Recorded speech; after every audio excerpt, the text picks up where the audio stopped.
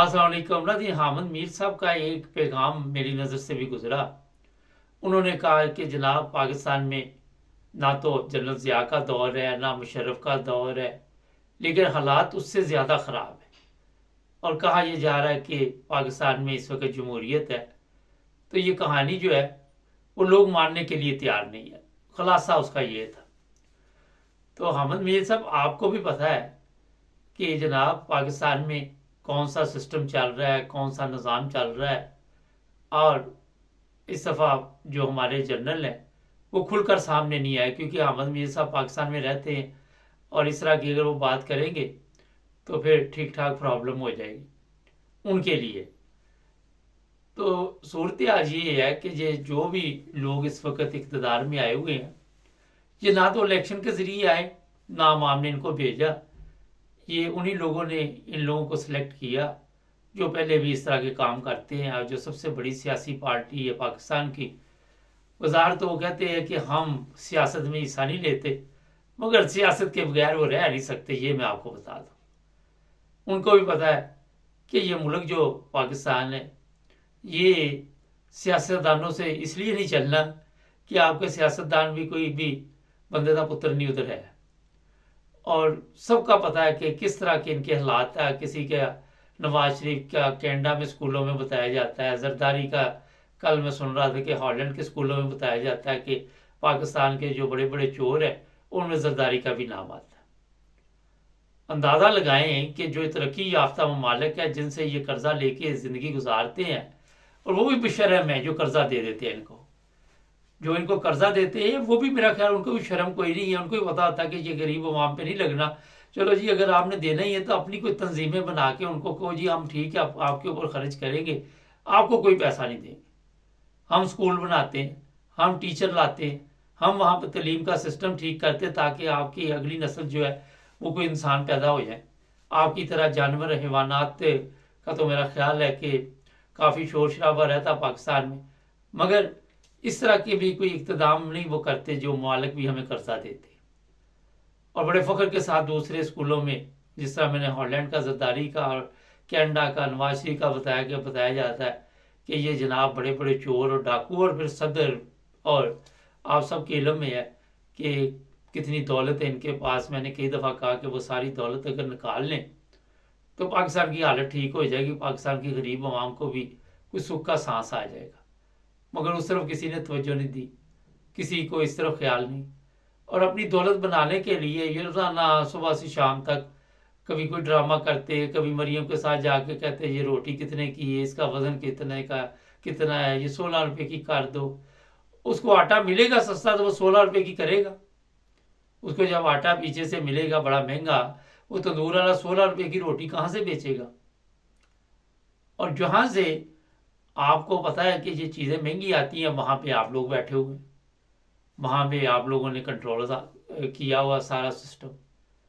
तो ये बच्चों वाली कहानियाँ आके वहाँ पे बतानी और कैमरा मैन बस दिखाए, और वहाँ पे बड़ी तो जो सबसे चीज़ है वो तो आपकी ज़रा फ़ोटो शोटो आनी चाहिए। तो जनाब, ये मैं आपको बता देता हूँ कि पाकिस्तान में जो इस वक्त निज़ाम चल रहा है वो मुशर्रफ के दौर से भी बदतर है। वो आपका जो ज़ियाउल हक था उसके दौर से भी बदतर है। वजह यही है कि आज तक पाकिस्तान जो है वो आज़ाद नहीं हुआ। कई लोग तो सोशल मीडिया पे लिख देते हैं मजाक में कि हमें तो लगता हमें आज़ादी नहीं मिली, वो भी एक ड्रामा ही था 1947 वाला। वैसे है ड्रामा ही था। अगर आज आप इंडिया के साथ होते ना तो इससे 1000 दर्जे बेहतर ज़िंदगी गुजार रहे होते। ना आपकी औरतें वहाँ पे नंगी की जाती, ना वहाँ पे आपके ये वीडियो बनती।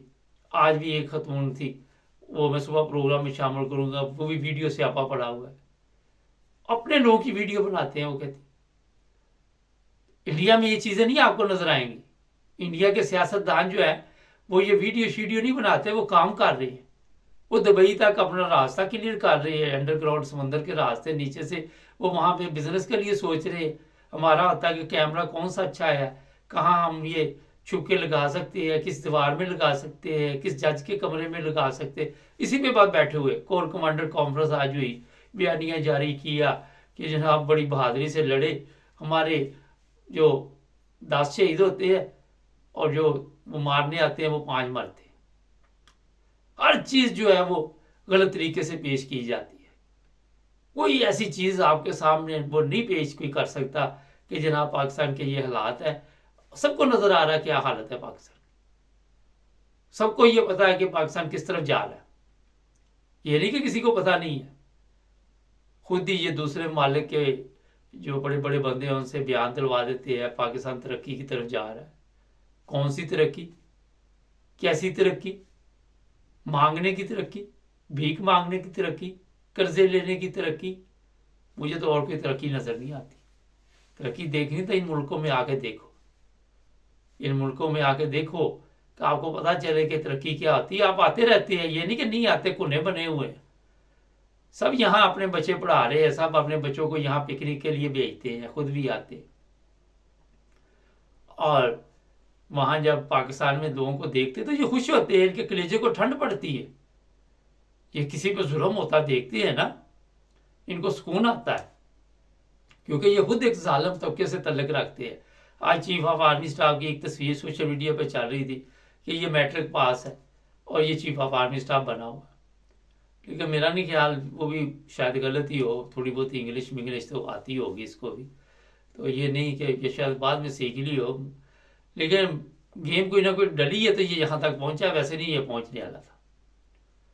तो जिस मुल्क में आपके इदारों के सरबराह जो हों उनकी क्वालिटी शेरफ वो क्या था, वो जो उसका भांजा नवाज शरीफ का, वो जो लंदन में गालियां निकालता, नाम ही भूल गया।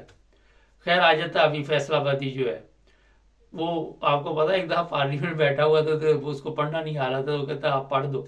कभी कहता था मेरे पास ऐनक नहीं है, तो कभी कुछ के भी कुछ। तो जनाब आबद शेर अली, तो वो आप सबके इल्म में इस तरह के नलायक लोगों के हाथ में जब गवर्नमेंट आएगी तो इनको तलीम से क्या दिलचस्पी है? इनको क्या पता कि तलीम क्या होती है? इनको क्या जरूरत है लोगों को, बच्चों को पढ़ाने की? मेरा नहीं ख्याल कि किसी किस्म की जरूरत है, क्योंकि तलीम का वहां पे होता है शौर। आप देखिए एक डॉक्टर है, उसका बेटा, उसकी ख्वाहिश होती है कि वो डॉक्टर बने, क्योंकि उसको तलीम की कदर का पता है।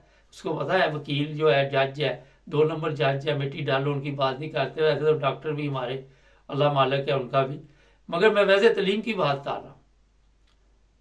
और वहां पे कोई तलीम याफ्ता घराना है, उनको पता है कि तलीम जो है बड़ी ज़रूरी है।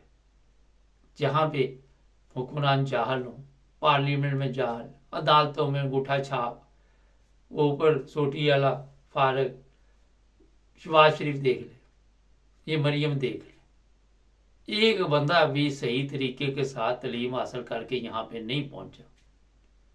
और जब आपको इस तरह के लोग वहाँ पे पार्लियामेंट में नजर आएंगे तो फिर जनाब बेजा बेजा हो जाएगी, मुल्क तरक्की करेगा। फ्रॉड में, चोरी में, डाके में, ज़ना में, हर उस काम में जिससे आप चाहते हैं कि मुल्क का बेड़ा गर्क हो, उसी तरह ये करके आपके सामने पेश करेंगे।